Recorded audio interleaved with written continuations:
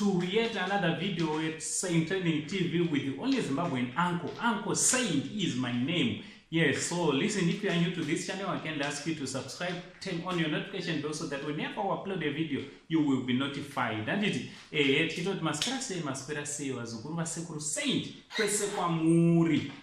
so guys, I just want to show you a certain video of what is happening in Chiredzi North constituency. Yes, we just met the MP of that constituency, that is Honorable Roy Bila. Yes, he is having some a request which he is urging, or he is asking everyone who can help his constituents due to the situation he and his people are in at this moment. Okay, so this is a video of floods. You know, a lot of people lost their homes, a lot of people they lost their properties yesterday due to floods which happened in Chiredzi North constituency. So here's Mr. or Honorable Roy Bila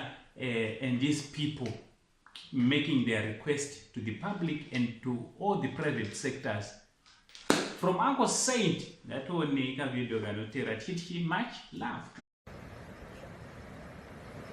Saka tinoda kuti inisa MP wenzvimbo ndirinizve ndine vanhu vabatwa nedambudziko. Vakabatwa nedambudziko iri musi wa7, which was yesterday around kuma 9. Up to now, taamusi wa8. Hapana chatichaita, takutoapproacha afternoon. Vanhu ivava havana chavakadya kubva nezuro. Vanga vasina kana magumbezi kubva nezuro. Mvura yanga yakawanda zvisingabviri, nanhasi mvura yakawanda zvekuti tikatadza kuwana mukana wekuti tibatsire hama dzedu within the next 2 hours or so, otherwise mvura inogona kuvabata. Saka ndiri kukumbira kumhuri yeZimbabwe kuti ndo machallenges atinawo kuno kuconstituency yeChiredzi North kuward 16. So far hatina rubatsiro, asi tiri kutarisira kuti nezvatapromiswa tinogona kuwana rubatsiro yehelicopter inogona kuita evacuate vanhu kuti vaende pari safe.